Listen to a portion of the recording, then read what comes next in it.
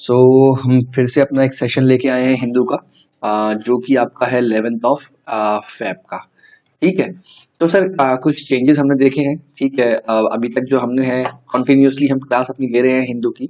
ऐसा सच उतना फीडबैक नहीं मिल पा रहा है, लेकिन ठीक है, क्लास तो चलती रहनी चाहिए, फिर फ्लो नहीं टूटना चाहिए। ठीक है, क्योंकि हर एक क्लास आपको कुछ ना कुछ जो है सिखा के ही जाती है। तो चलिए हम अपना शुरू करते हैं पेपर का एनालिसिस। जो लोग मुझे नहीं जानते हैं वो जान लीजिए, मेरा नाम है निशांत मनाली। ठीक है। और मैंने अभी रिसेंटली ही जो है टीचिंग ज्वाइन की है। ज्वाइन क्या की है मतलब रिसेंटली ही मैंने यूट्यूब चैनल खोला है और उसको पढ़ाना शुरू किया है। ठीक है। तो मेरा एक्सपर्टीज है करंट अफेयर्स, तो वही मैं आपके सामने लेके आ रहा हूँ। और मैं भी एक यूपीएससी एस्पिरेंट हूँ। ठीक है। I have been preparing from last couple of years. ठीक है। इतना तो मुझे आइडिया हो गया है सर यूपीएससी की करंट अफेयर्स से कि यूपीएससी क्वेश्चन कहाँ से पूछता है। ठीक है।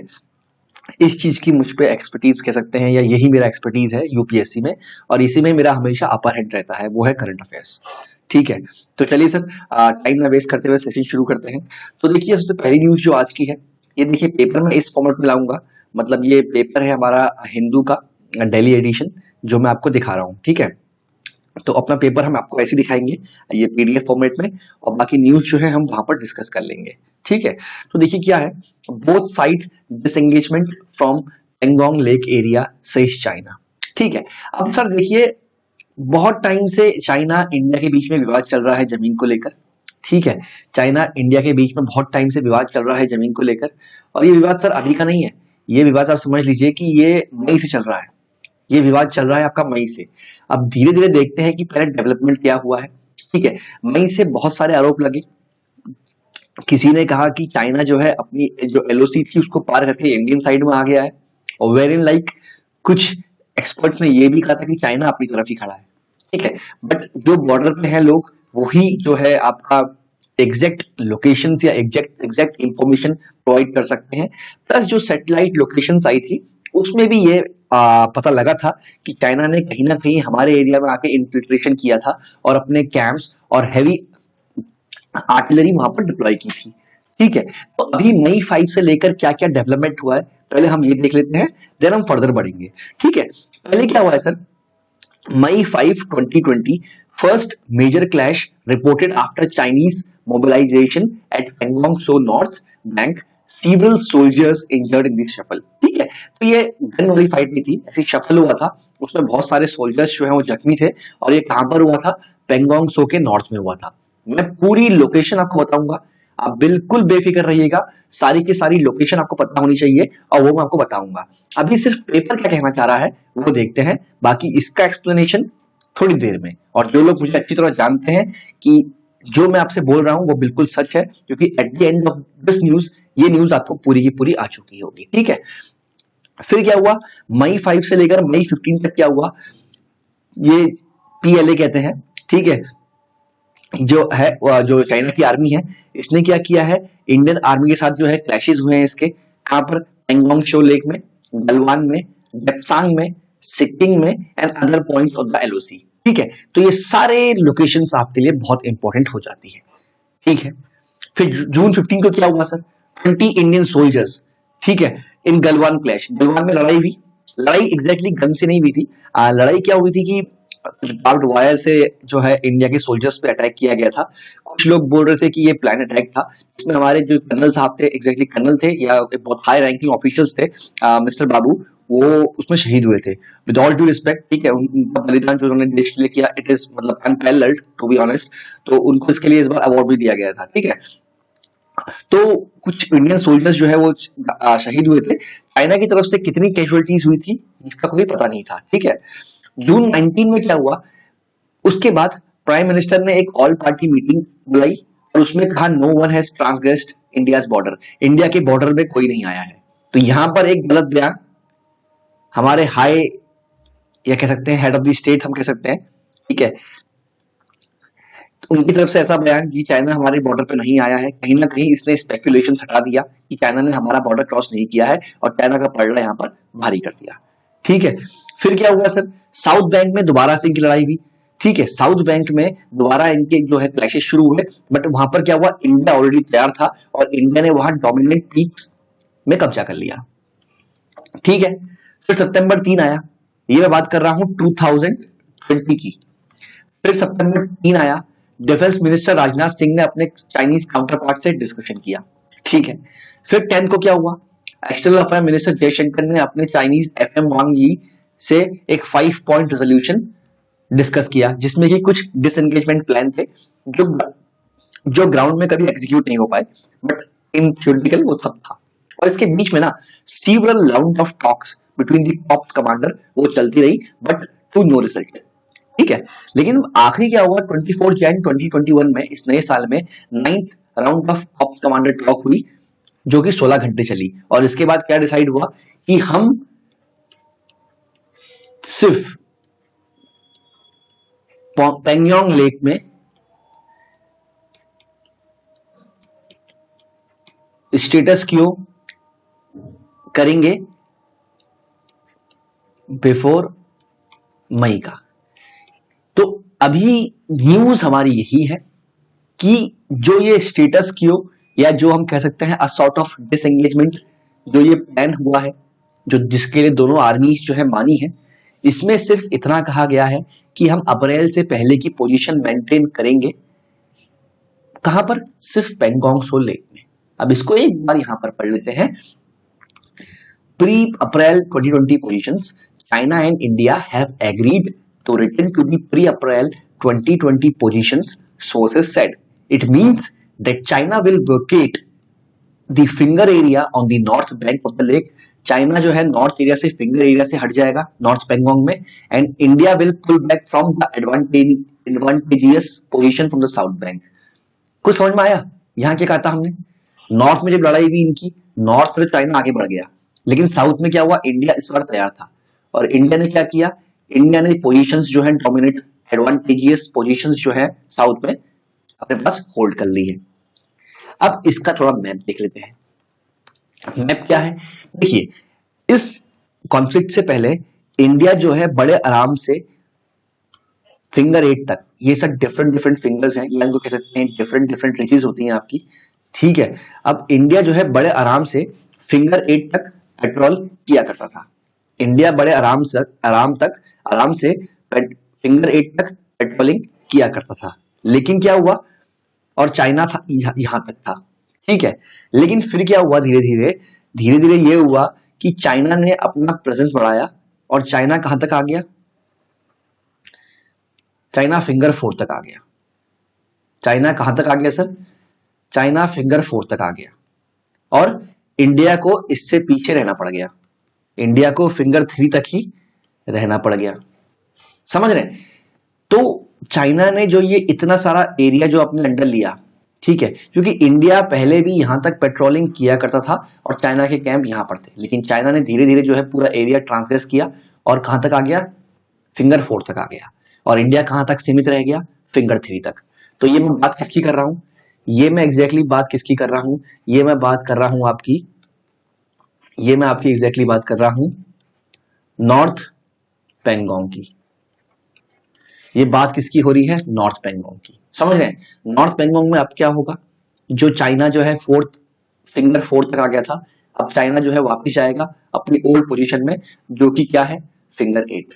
तो फिंगर 8 तक इंडिया जो है प्रॉपरली पेट्रोलिंग कर पाएगा, ठीक है। अभी डिसएंगेजमेंट हुआ नहीं है, क्या डिस्कस होता है वो देखते हैं, लेकिन चाइना की जो पुरानी पोजीशन थी वो कहां तक थी, फिंगर 8 तक थी, और इंडिया आराम से फिंगर 1 से फिंगर 8 तक पेट्रोलिंग किया करता था। लेकिन चाइना ने फिर हमारी इन्फिल्ट्रेट किया अंदर, ये कह सकते हैं इनकी पॉलिसी होती है सलामी स्लाइसिंग, धीरे धीरे पार्ट बाय पार्ट हमारी लैंड को कैप्चर करता रहा, जब इंडिया ने ध्यान नहीं दिया, और वो फिंगर 4 तक आ गया था।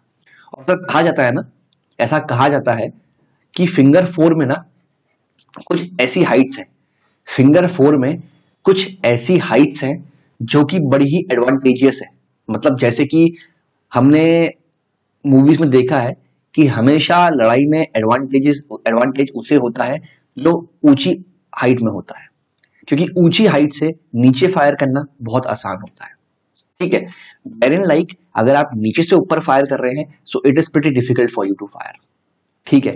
लेकिन फिर क्या हुआ, तो अभी क्या, जो लेटेस्ट उनकी खबर थी कि ये कुछ एरिया है, इसको बनाया था बफर, चाइना जो है 5th तक आ गया था, चाइना 5वें तक आ गया था, और इंडिया 30 तक आ गया था। मतलब इस डिसंगेजमेंट से पहले की बात बता रहा हूँ कि पहले तो चाइना फोर्थ पे आ गया था और इंडिया थर्ड पे ही था। चाइना ने जो है इन्फ्लिक्ट किया।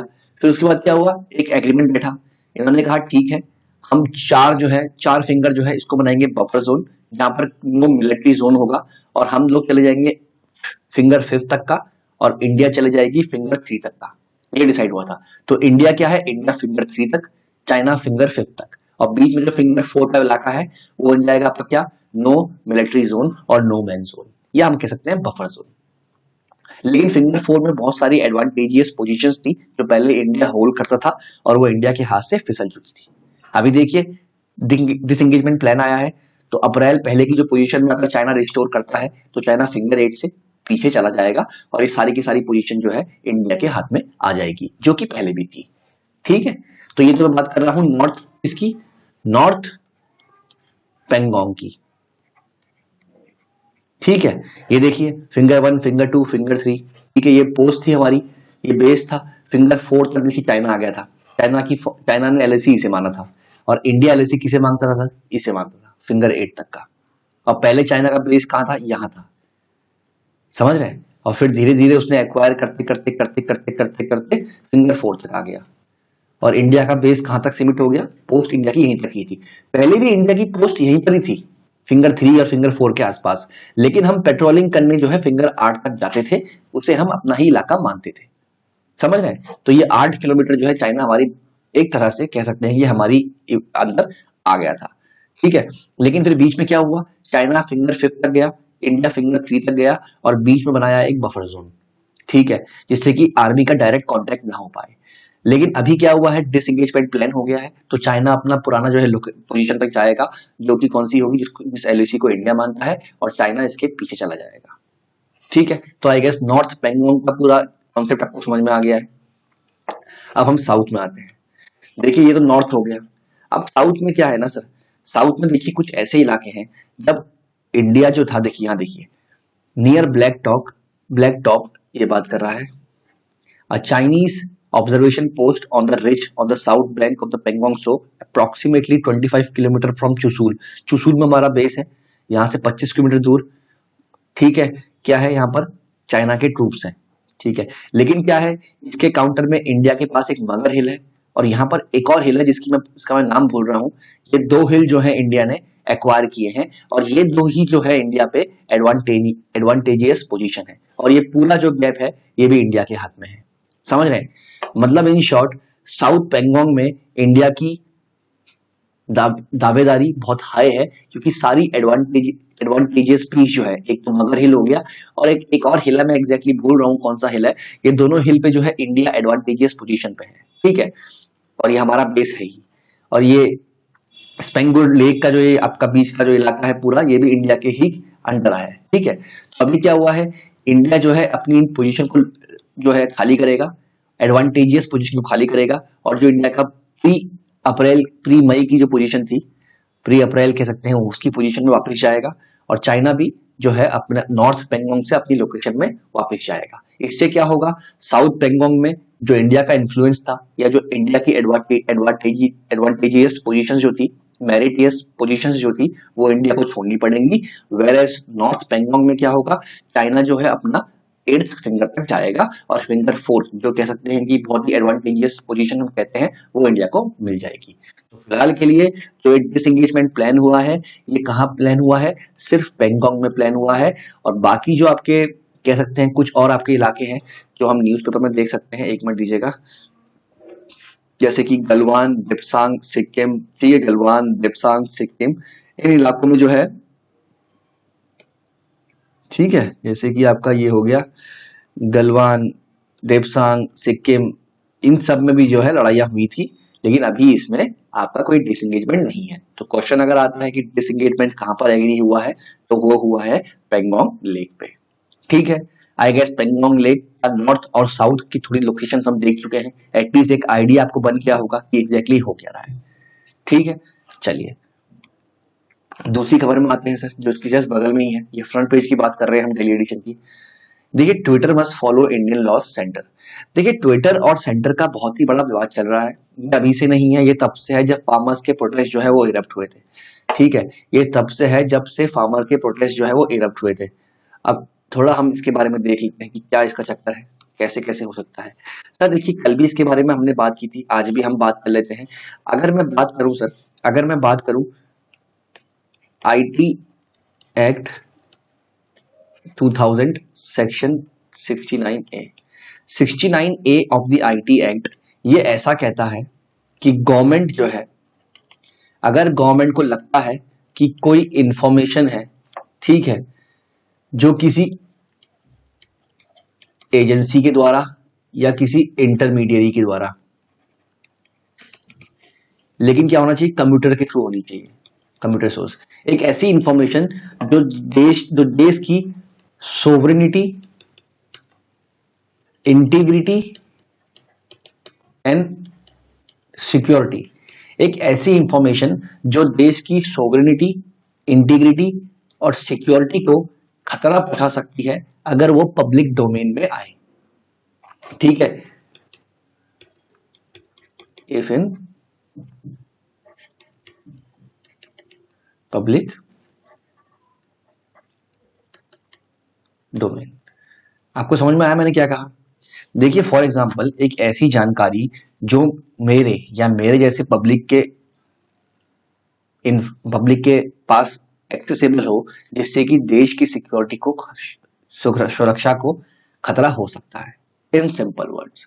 तो सरकार जो है फेसबुक से या ऐसी कुछ इंटरमीडियरीज हैं या कुछ एजेंसीज हैं, उनसे कहेगी भाई जो ये इंफॉर्मेशन है इसका स्प्रेड रोको, और इस अकाउंट, जिस अकाउंट से ये फैल रही है उस अकाउंट को आप फौरन जो है ब्लॉक करो। समझ में आया? ये हमारा कहता है section 69A of the IT act 2000। अब क्या हुआ है सर, डेवलपमेंट क्या हुआ है? ट्विटर को कहा गया था कि ये जो आंदोलन हुआ है, इस आंदोलन के बाद क्या हुआ है, कुछ अकाउंट जो है जो हमें लगता है कि प्रो खालिस्तान है, कुछ अकाउंट जो है वो प्रो खालिस्तान है, या कुछ अकाउंट जो है वो कुछ टेररिस्ट ऑर्गेनाइजेशन जो है मैनिपुलेट कर रही हैं। तो गवर्नमेंट ने ट्विटर से कहा कि आप उस अकाउंट को जो है क्या करिए, ब्लॉक करिए। गवर्नमेंट ने ट्विटर से कहा कि आप जो है उस अकाउंट को जो है ब्लॉक करिए। ठीक है, फिर क्या हुआ? तो ट्विटर ने क्या हुआ, ट्विटर ने उन अकाउंट को जो है ब्लॉक किया, ट्विटर ने उन अकाउंट को जो है ब्लॉक किया। लेकिन फिर उसके बाद क्या हुआ, उसके बाद कुछ समय बाद ट्विटर ने उन अकाउंट को खोल दिया। कुछ समय बाद ट्विटर ने उन अकाउंट को खोल दिया। कितने अकाउंट थे, ये हमारे लिए इंपॉर्टेंट नहीं है, हमारे लिए इंपॉर्टेंट खबर है। तो ट्विटर ने कुछ टाइम बाद उन अकाउंट को खोल दिया, ये कह के कि ये एक राइट टू फ्रीडम है, right to freedom of expression है एक इंडिविजुअल का, क्योंकि उसका फंडामेंटल राइट है, वो हम कर्ब नहीं कर सकते। और कहीं ना कहीं इस सेक्शन को आप इस फॉर्म में भी आप कह सकते हैं, काउंटर कर सकते हैं या अपील कर सकते हैं कि ये हमारे जो मौलिक अधिकार है, right to speech, right to freedom of expression, इसके खिलाफ है। लेकिन ट्विटर ने अकाउंट जो है रिस्टोर कर दिए। अब समझिए हमारी गवर्नमेंट के मिनिस्टर्स हैं, इनकी फॉलोइंग लाख में होती है, उन्होंने क्या किया, उन्होंने एक लोकल प्लेटफॉर्म जिसको आत्मनिर्भर भारत के अंदर बेस्ट इनोवेशन जो ऐप होती है उसके अंदर जो है अवार्ड मिला था, उसका नाम था कू, इंपॉर्टेंट है। तो जो कू एप्लीकेशन है हमारी, जो एज सच ट्विटर की तरह ही काम करती है, बहुत सारे हमारे हाई डिग्निटरीज ने जो है कू में अपना अकाउंट स्विच ओवर कर लिया। अब बात उन डिग्निटरीज की नहीं है, बात किसकी है सर, बात है आपकी उन डिग्निटरीज को जो फॉलो करते हैं उनकी बात है। तो जब उनके जो फॉलोअर्स हैं, अगर वो उनको फॉलो करते हैं, तो जब अगर उनको फॉलो करना है तो उनको वो मिलेंगे कू में, तो उनके जो फॉलोअर्स हैं वो भी अपना अकाउंट कहाँ बनाएंगे, कू बनाएंगे। तो ऐसे बहुत सारे हाई प्रोफाइल मिनिस्टर्स जो हैं वो कू में जो है स्विच ओवर हुए। लेकिन समझिए सर, इंडियन मार्केट इतनी बड़ी है, 135 प्लस करोड़ की इंडिया मार्केट है। ठीक है, अब अगर 135 करोड़ का हाफ भी अगर स्विच हो गया ना सर, 135 करोड़ का हाफ भी अगर स्विच हो गया ट्विटर से, तो ट्विटर को बहुत रेवेन्यू लॉस हो जाएगा। फिर ट्विटर ने क्या किया, ट्विटर ने कहा we talk to the Indian government. ठीक है, लेकिन इंडियन गवर्नमेंट ने कोई रिप्लाई नहीं किया और उसके मिनिस्टर्स जो है वो कू में स्विच ओवर हो रहे थे। तो अब समझिए यही तो पॉलिटिक्स है। फिर क्या हुआ, ट्विटर प्रेशर में आया और ट्विटर ने कुछ अकाउंट जो है जो गवर्नमेंट ने कहे थे वो बैन कर दिए। लेकिन ट्विटर ने अपनी तरफ से क्या किया है कि इन्होंने वो अकाउंट ब्लॉक नहीं किए। We will continue to advocate for the right of free expression on behalf of the people we serve and are actively exploring options under Indian law, both for Twitter and for the accounts that have been impacted। लेकिन क्या किया इन्होंने, इन्होंने जो आपके कह सकते हैं एक मिनट दीजिएगा, कुछ लोगों का इन्होंने अकाउंट बैन नहीं किया है, जैसे कि मीडिया पर्सन हो गए, ठीक है, कुछ ऐसे लोग, ठीक है, कुछ ऐसे लोग जैसे कि मीडिया पर्सन हो गए, ठीक है, जैसे कि मीडिया पर्सन हो गए, जर्नलिस्ट हो गए, एक्टिविस्ट हो गए और पॉलिटिशियंस हो गए, ठीक है। इन लोगों के अकाउंट जो है इन्होंने ब्लॉक नहीं किए हैं, ये यहीं पर ही लिखा हुआ होगा, एक मिनट दीजिएगा। चलिए नहीं लिखा तो कोई बात नहीं, ठीक है।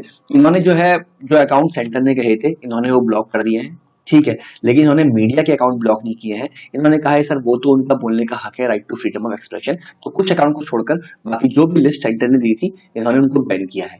आप कह सकते हैं इन अकाउंट को सस्पेंड किया गया है, ये प्रेशर में हुआ है इंडियन गवर्नमेंट के, या इनको डर है इंडियन मार्केट में अपनी, इंडियन में अपनी मार्केट खोने का, तो वो तो आप अच्छी तरह जानते होंगे, ठीक है। बट गवर्नमेंट चाहता है कि उसके ऑर्डर का जो है फुल कंप्लायंस हो और वो उसके लिए कुछ भी कर सकता है। जैसा कि आपने देखा हमारे मिनिस्टर्स जो है वो कहाँ शिफ्ट हो रहे थे, वो शिफ्ट हो रहे थे कहाँ, कू में। अब पढ़ लेते हैं, with the government and Twitter at loggerheads over issues related to content removal and freedom of expression, the center on Wednesday expressed deep disappointment over the microblogging platform partial compliance of its order grudgingly and with substantial delay। partial compliance किया है मतलब कि आपने कुछ तो account जो है block कर दिए हैं, बाकी कुछ नहीं किए हैं, जो कि एक्टिविस्ट हैं, मीडिया पर्सन्स हैं, जर्नलिस्ट हैं। और समझिए जो फार्मर्स जो प्रोटेस्ट हो रहा है इसमें आप किसके अकाउंट ब्लॉक करेंगे, मेन तो कौन है, एक्टिविस्ट है, मीडिया पर्सन है, जर्नलिस्ट है, तो वही तो इंपॉर्टेंट है, पॉलिटिशियंस है लोकल लेवल के, ठीक है। अब in a video conference with Twitter vice president of global public policy Monique Meche and deputy general counsel and vice president Jim Baker, ठीक है, क्या कहा गया है, said while Twitter was free to formulate its own rules and guidelines, Indian laws which are enacted by the parliament must be followed irrespective of Twitter's own rule, according to a minister's statement। बिल्कुल ठीक बात है, Twitter एक independent body है, वो चाहे तो अपने रूल्स खुद बनाएगी, लेकिन इफ इन केस अगर उसको इंडिया के अंदर बाउंड्री के अंदर काम करना है तो उसे पार्लियामेंट के बनाए हुए रूल्स को फॉलो करना पड़ेगा, ठीक है। It is informed that the government expected full compliance of the blocking orders and that it was unlikely to revisit the list। जो इन्होंने कहा है वो पूरा ब्लॉक करो, हम लोग विजिट नहीं कर, जो लिस्ट दी हमने उसको हम करेक्ट नहीं करेंगे।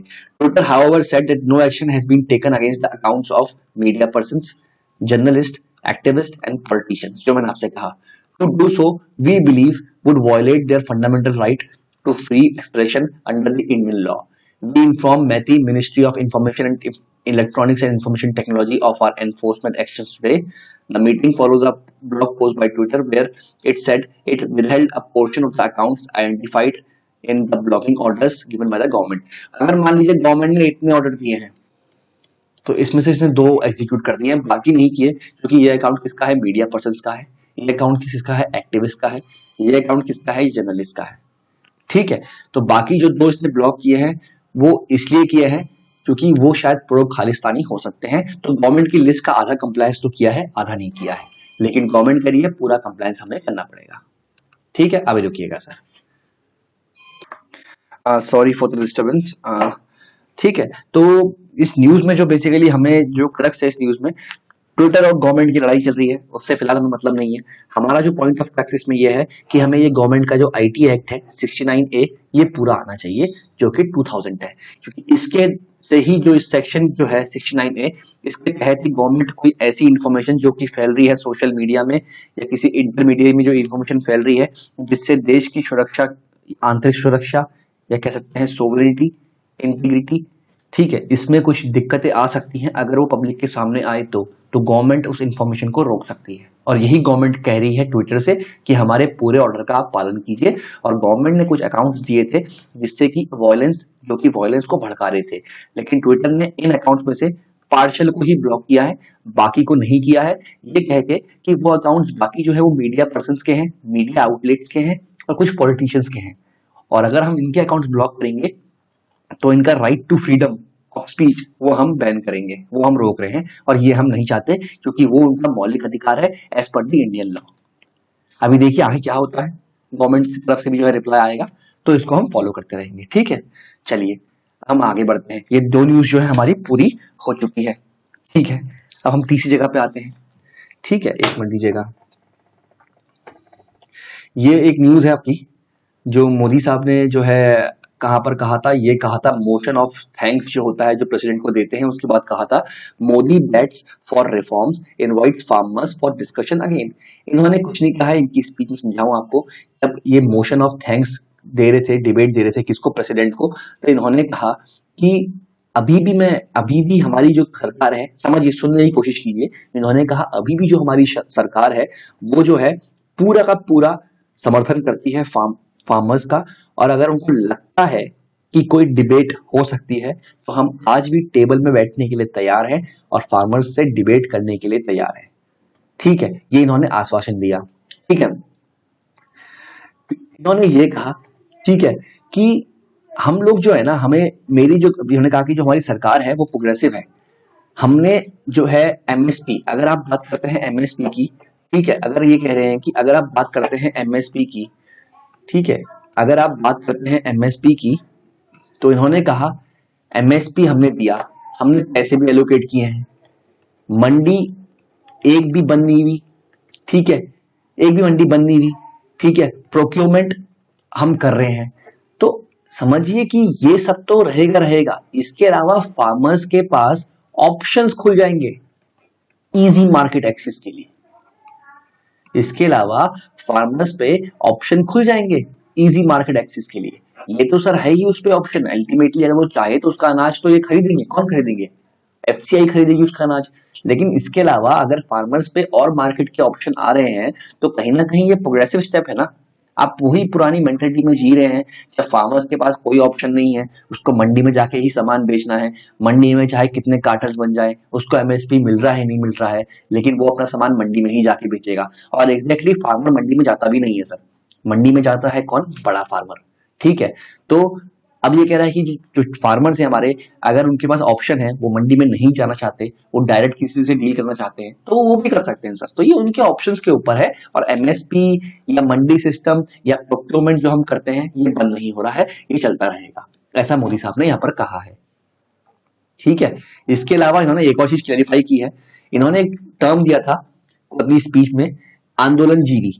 इन्होंने आंदोलन जीवी कहा था, वो प्रोफेशनल एजिटेटर्स, ठीक है, इन्होंने ये कहा कि आंदोलन जीवी, जब इन्होंने आंदोलन जीवी की बात की थी, इन्होंने कहा था आंदोलन जीवी। दो टर्म वैसे इन्होंने लिए थे अपने, जो इनका कह सकते हैं इनका जो स्पीच थी उसमें इन्होंने दो टर्म लिए थे, एक लिया था आंदोलन जीवी और दूसरा था FDI, a different form of FDI. वैसे एफडीआई क्या होता है, जब कोई फॉरेन निवेशक हमारे देश में आता है, लेकिन जो याला एफडीआई है ये इन्होंने कहा फॉरेन डिस्ट्रक्टिव आइडियोलॉजी, इन्होंने कहा फॉरेन डिस्ट्रक्टिव आइडियोलॉजी, इन्होंने कहा ये दूसरे टाइप का एफडीआई है, इन्होंने कहा ये दूसरे तरफ का एफडीआई है जिसे हम कहते हैं फॉरेन डिस्ट्रक्टिव आइडियोलॉजी। ठीक है, इन्होंने कहा ये दूसरे तरह का एफडीआई है जिसे हम कहते हैं फॉरेन डिस्ट्रक्टिव आइडियोलॉजी। ठीक है, अब इन्होंने क्लैरिफाई ये किया कि फॉरेन डिस्ट्रक्टिव आइडियोलॉजी जो आपकी है, ठीक है, ये क्या है, जैसे हमारे बाहर से जो है आप एग्जांपल देते हैं रिहाना, ग्रेटा थनबर्ग, ठीक है, ये लोग हमारे इसमें कमेंट कर रहे हैं हमारे देश के निजी मुद्दों में, और ये एक फॉरेन की आइडियोलॉजी है जो बहुत डिस्ट्रक्टिव है। ठीक है, पहला तो ये। दूसरा मतलब था हमारा आंदोलन जीवी से, इन्होंने एक टर्म कहा आंदोलन जीवी।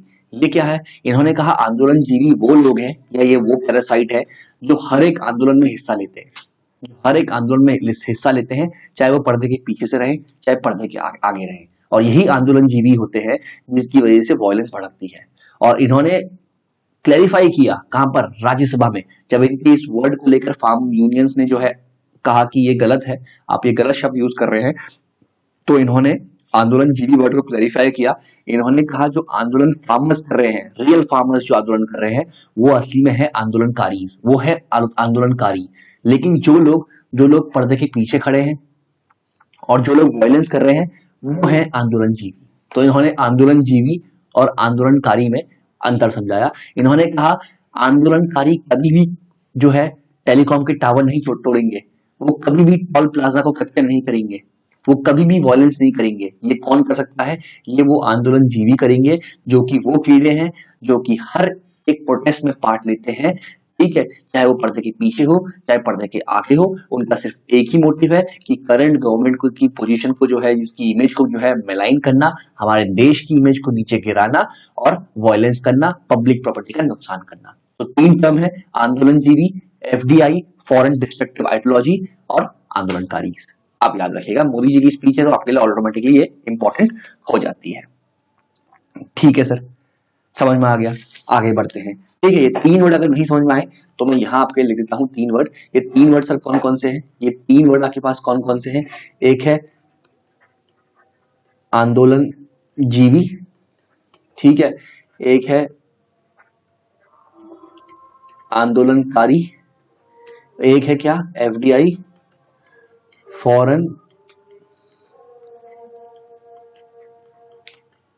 Destructive ideology.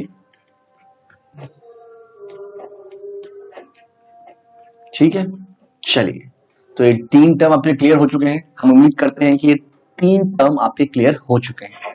चलिए अब हम आगे बढ़ते हैं, फटाफट से न्यूज खत्म करते हैं सर। न्यूज कोई भी नहीं छूटनी चाहिए, अल्टीमेटली हमारा मेन मोटिव यही है कि न्यूज कोई भी नहीं छूटनी चाहिए। एक ये न्यूज है, ये भी आप देख लीजिए, आईएनएस विराट। आईएनएस विराट के बारे में जो नहीं जानता, ये एक शिप है जो डीकमीशन हो चुकी है। ठीक है, और इस पे एक आर्ग्यूमेंट चला था। जो पेटिशनर थे वो कोर्ट में कह रहे थे, जो हमारे पेटिशनर थे वो कोर्ट में कह रहे थे that Virat which was the oldest serving warship at the time of its decommission should not be sold as a scrap. In short, simple सी बात पूछ देता हूं मैं आपको, जो केस चल रहा है, ठीक है, supreme court on Wednesday ordered status quo on the dismantling of the Navy decommissioned aircraft carrier INS Virat. इसका सिंपल मतलब ये है सर, ठीक है, अभी जो है स्टेटस क्यू है, ये डिसमेंटल नहीं होगी अभी। अभी क्या मतलब है? अब मतलब इसका अभी है कि सर जब आईएनएस विराट डीकमीशन हुई थी, ठीक है, तो गुजरात का जो आपका, जहां पर गुजरात का क्या कहते हैं, एक गुजरात में जो आपका है शिप को डीकमीशन हम करते हैं, मतलब उसको बेसिकली डीकमीशन करके गुजरात में हम दे देते हैं, और गुजरात में क्या होता है उसका, उसको स्क्रैच करते हैं, पूरा स्क्रैप करते हैं, ये हम करते हैं, और फिर उसके अलग अलग पार्ट्स को जो हम बेचते हैं और जितनी भी कॉस्ट निकलती है वो मिल जाती है। ठीक है, लेकिन अभी जो हमारे पेटिशनर्स हैं वो कह रहे हैं सर इतनी पुरानी शिप है, ओल्डेस्ट वॉरशिप है, जिसने इंडिया को सर्व किया है, एक डिग्निटी की बात है, तो हम चाहते हैं कि इसमें बने म्यूजियम। और यही लड़ाई है। लड़ाई किसकी है? लड़ाई किस चीज की है? लड़ाई बेसिकली इस चीज की है, स्क्रैप वर्सेस म्यूजियम। ठीक है, और कोई न्यूज नहीं है, न्यूज सिर्फ इतनी है, आईएनएस विराट आप समझिए इंडिया की ओल्डेस्ट जो है वॉरशिप जो है, इंडिया की जो है आपकी द ओल्डेस्ट सर्विंग वॉरशिप जो थी आपकी आईएनएस विराट थी, इसके बारे में पता होना चाहिए। ठीक है, आईएनएस विराट थी, समझ गए आप? ठीक है, और ये आपका अपने आप में एक एयरक्राफ्ट कैरियर भी था। ठीक है, यहीं पर ही देखिए एयरक्राफ्ट लैंड होते हैं यहाँ पर। ठीक है, जो हमारा जेट होता है वो यहीं पर ही लैंड होता है, देखिए कितना सा रनवे है, और वहीं हमारे जो बिग प्लेन्स होते हैं वो कितना लंबा रनवे चाहिए होता है। ठीक है, तो यही आपका जो है आईएनएस विराट है। और अभी ये स्क्रैप नहीं होगा। ठीक है, वैसे ये स्क्रैप कहाँ होती है? गुजरात में होती है। ठीक है, ये स्क्रैप आपकी कहाँ होती है? ये आपकी स्क्रैप होती है गुजरात में, लेकिन अभी क्या कहा है, इसमें स्टे लगा दिया है, या इसमें स्टेटस क्यों कहा है। अब एक बार पढ़ लेते जल्दी से, जिससे कि ये न्यूज हमारी पूरी खत्म हो जाएगी। बेसिक कॉन्सेप्ट तो हमने आपको बता दिया है। ठीक है, अब petitioner have argued that decommission warship should not be sold as scrap. Petition कह रहे हैं उनको उसको मत सोल्ड करो स्क्रैप के चक्कर, स्क्रैप के तौर पे, इसका तो म्यूजियम बनना चाहिए। The Supreme Court on Wednesday ordered status quo on the dismantling of the Navy decommissioned aircraft carrier INS Virat. A bench led by Chief Justice of India Sharad Bobde issued notice to the Union of India and Shriram Group of Industries, who arranged as respondents in the special leave petition filed by Envitech Marine Consultants Pvt Limited, Vishnukant Sharma and Rupali Vishnukant Sharma. In the meantime, parties are directed to maintain status quo with regard to dismantling or breaking of the subject ship known as INS Virat as on date. Status quo जो है अभी जो है क्या कहा गया है? Directed to maintain status quo with regard to dismantling, status quo जैसा थे वैसी रही है, ठीक है। अब म्यूजियम क्या है, Envitech has earlier approach the Bombay High Court with respect to buy the decommission Viraat. Envitech पहले भी गया था हाई कोर्ट में, कहा कि हम इसको बाय करना चाहते हैं and it should be converted into maritime museum, ये एक मैरीटाइम म्यूजियम के तौर पे कन्वर्ट होना चाहिए, and multi functional adventure centre, ठीक है। High court has asked the government to take an appropriate call. The warship is currently awaiting dismantling at the ship breaking yard at Alang in Gujarat. जो हमारे पास ship breaking yard है वो कहाँ है, वो along में है, गुजरात में। द हल is still intact, miss Rupali Sharma appearing in person submitting before the bench. The petitioner have argued कि विराट को जो है, हमें इतनी पुरानी वॉरशिप है, इसको हमें स्क्रैप नहीं करना चाहिए, इनफैक्ट इसका तो म्यूजियम बनना चाहिए जो सोर्स ऑफ रेवेन्यू भी हो सकता है। अब जरूरी नहीं कि एनवीटेक ही खोले, इसे गवर्नमेंट भी एक सोर्स ऑफ म्यूजियम के तौर पे जो है रख सकती है, जो कि कह सकते हैं कि हमारे लिए एक गर्व की बात भी हो सकती है, ठीक है। The high court, the centre has reportedly said that a 67-year-old ship which had served the navy for about 3 decades was sold to the Gujarat-based Shriram Group, a ship-breaking firm which won the bid. It had said the communication to various states for proposal of the ship were unanswered. Centre कह रहा है कि हमने दिए communication states को, वो unanswered थे, तब जाके हमने गुजरात की एक फिल्म थी श्रीराम ग्रुप, एक शिप ब्रेकिंग फिल्म है, इसको हमने बेच दिया है।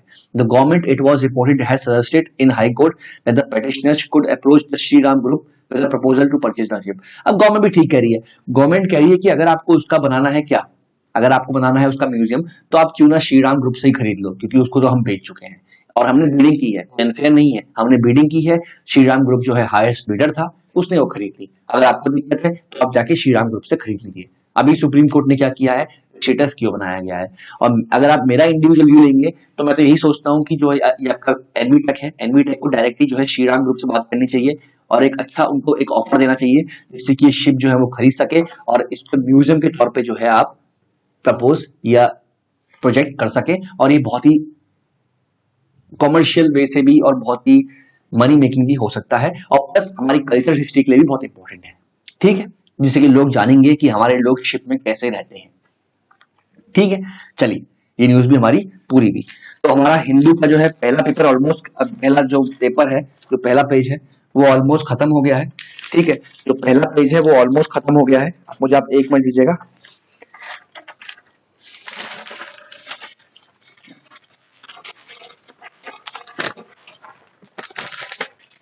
ठीक है, होता क्या है ना सर कि एक्चुअली मैं अपने पास में पेपर खोल के बैठता हूँ, क्योंकि मुझे पता रहना चाहिए कि जो न्यूज मैं देख रहा हूँ वो मैं ऑलरेडी मैंने मार्क किया है या नहीं किया है, तो इसलिए थोड़ा समय लग जाता है मुझे, ठीक है। तो हम अब डायरेक्ट आते हैं पेज नंबर 8 पे, ठीक है, 1 मिनट दीजिएगा।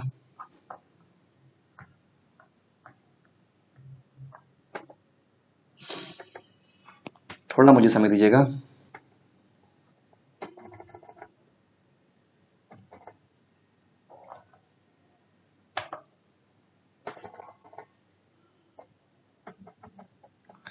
एक ये है, एक ये न्यूज आप ये भी देख लीजिए, ठीक है। ये एक न्यूज है जो अभी मैं हाल ही के कुछ दिनों में मैं ऐसी न्यूज़ें जो है बहुत देख रहा हूँ, चाहे वो बिहार की बात हो, ठीक है। अभी रिसेंटली बिहार में ही देखा मैंने ऐसी न्यूज। अब ये न्यूज है क्या बेसिकली वो देख लेते हैं, ठीक है। 1 मिनट दीजिएगा सर, ये न्यूज है क्या बेसिकली वो देख लेते हैं, ठीक है। अब एक ऑर्डर आया है, ऑर्डर क्या है, नागा स्टूडेंट बॉडी ने स्लैम किया है गवर्नर के ऑर्डर को। The Naga student federation has slam governor RN. Ravi के एक ऑर्डर को, जिसने क्या प्रिस्क्राइब किया है, इसने प्रिस्क्राइब किया है strict penal and disciplinary actions against government servant who post seditious and subversive content on social media, ठीक है। मतलब सिंपल है कि अगर आप कोई ऐसा कंटेंट सोशल मीडिया में डालते हैं जिससे आप जो है वॉयलेंस को भड़का रहे हैं बेसिकली, ठीक है। सेक्शन कौन सा है सेडिशन का, section 126 of the IPC, if I am not wrong, मैं श्योर नहीं हूं, मैं फिर कह रहा हूं मैं श्योर नहीं हूं, लेकिन मेरे ख्याल से सेक्शन 126 आईपीसी का, if I am not wrong, ठीक है। तो सेक्शन 126 आईपीसी का क्या है, ये कहता है ऐसा एक्शन गवर्नमेंट सर्वेंट के खिलाफ हम लेंगे जो कि सेडिशियस और सबवर्सिव कंटेंट डालते हैं, कहाँ, सोशल मीडिया में। और इसको लेकर क्या हुआ है, स्टूडेंट यूनियन ने जो है रवि, आर.एन. रवि जी जो वहां के गवर्नर है, उनके खिलाफ जो है एक कह सकते हैं उनको स्लैम किया है और उनकी आलोचना की है, ठीक है। चलिए, ये वन वर्ड न्यूज थी, ठीक है, आगे बढ़ते हैं सर, ठीक है, 1 मिनट दीजिएगा।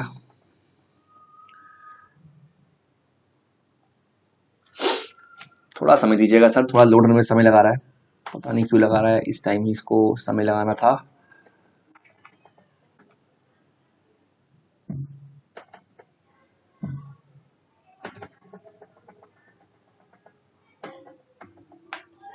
एक मिनट दीजिएगा सर।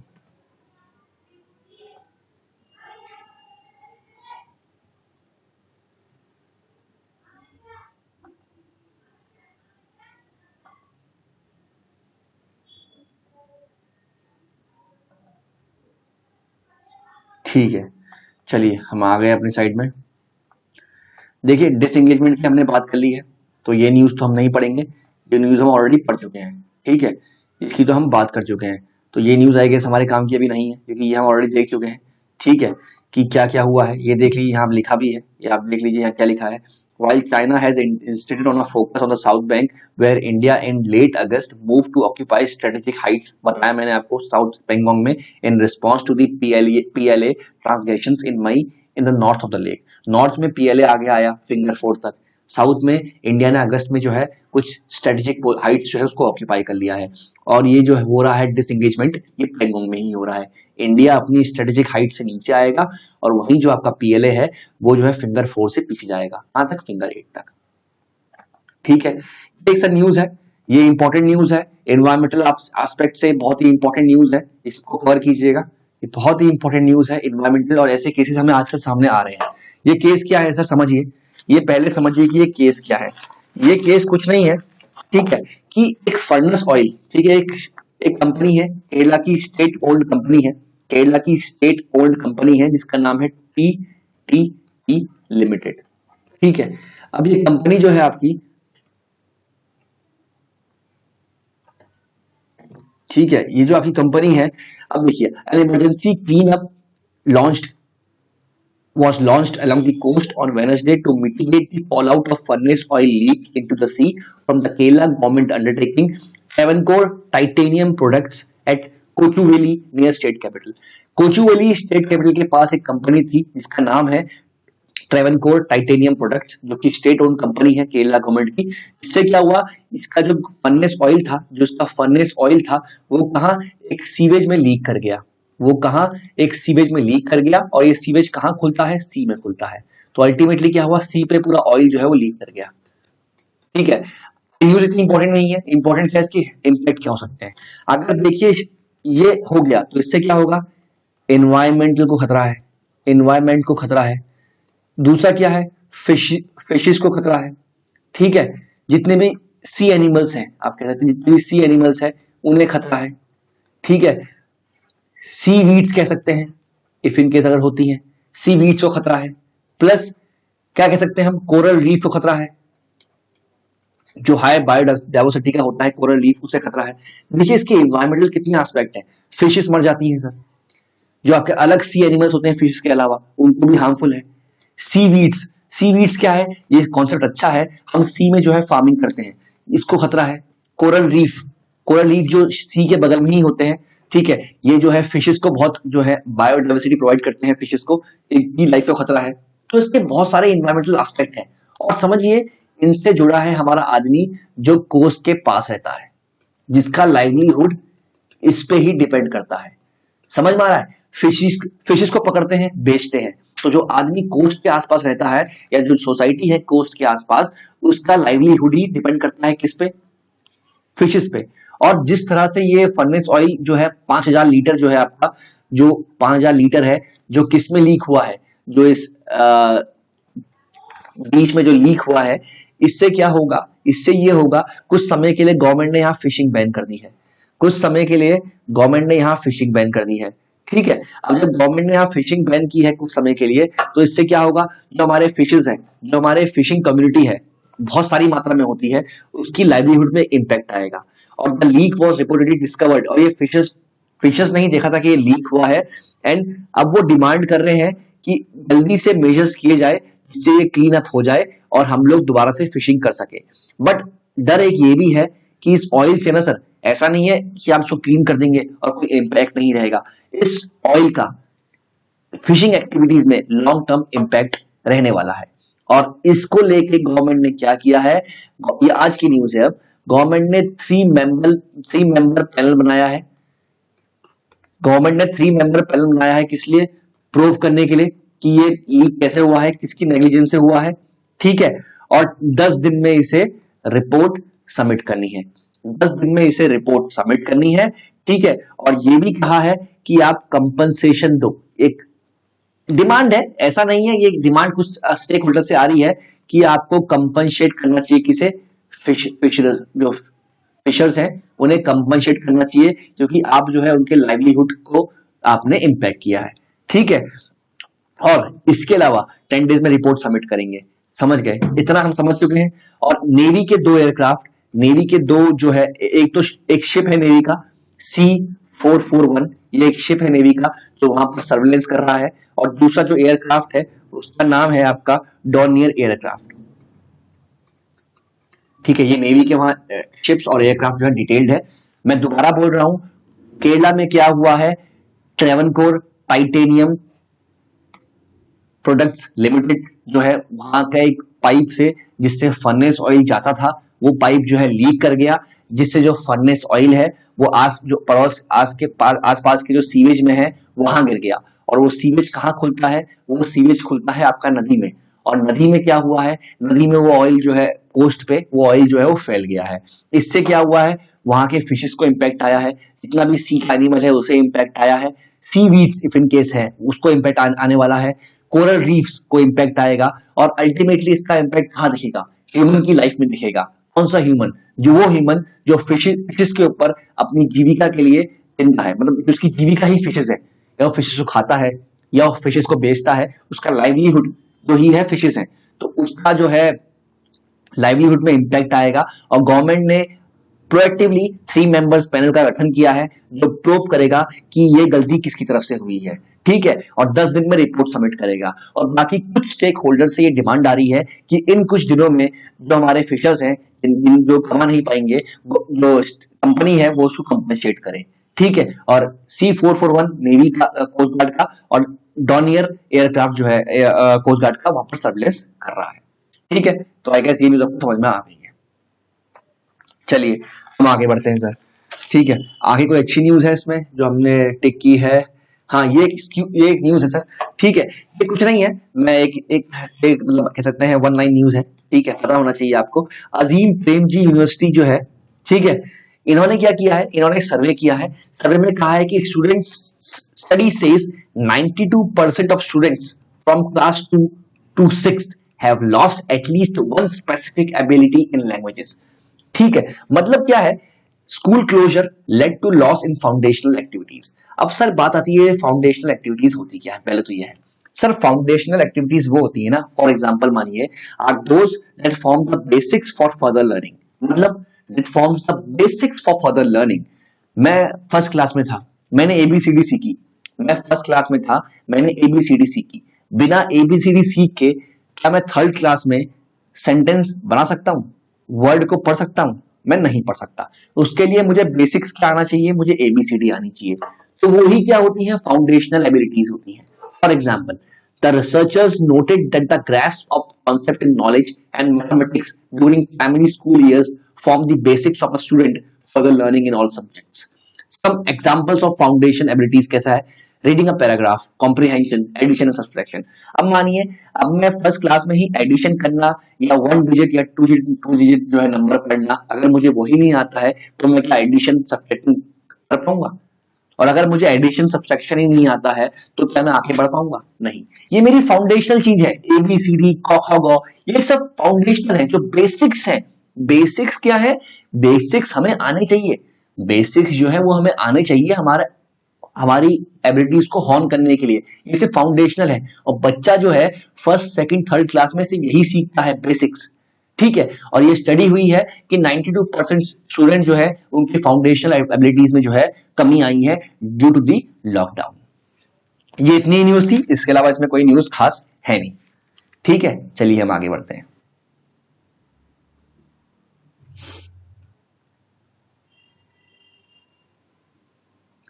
ये एक न्यूज तो नहीं है, इंपॉर्टेंट भी नहीं है।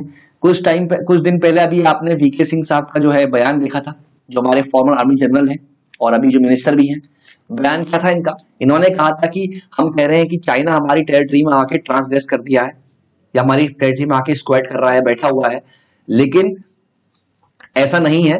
अगर चाइना ने हमारी टेरिटरी को 10 बार क्रॉस किया है, हमारी एलएसी को, तो हमने चाइना की एलएसी को कम से कम 50 बार क्रॉस किया है।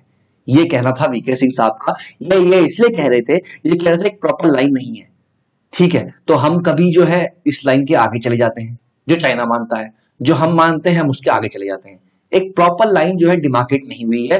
हो सकता है कि इंडिया जो है 50 बार एलएसी क्रॉस कर चुका है, बट फर्क यह है कि चाइनीज मीडिया ने उसे कभी कवर नहीं किया, और चाइना जो है हमारे पास अगर 20 बार आया है तो उसके दुगनी बार हमने चाइना की एलओसी कवर क्रॉस की है, ठीक है। ये वीके सिंह साहब का कहना है, और मेरे हिसाब से बहुत ही सही बयान नहीं है। जैसे चाइना का जो एक स्पेकुलेशन था, लोग, क्योंकि देखिए सर, अगर कोई मिनिस्टर बयान देता है तो पूरा विश्व उसे सुनता है कि इंडिया का मिनिस्टर क्या कह रहा है, और जो इस चीज के एक्सपर्ट हैं वो ये देख रहे हैं कि अब इंडिया खुद ही मान रहा है कि इंडिया भी एलएसी को क्रॉस कर चुका है, तो चाइना ने कोई गलती नहीं की है, ऐसा स्पेकुलेशन आ सकता है।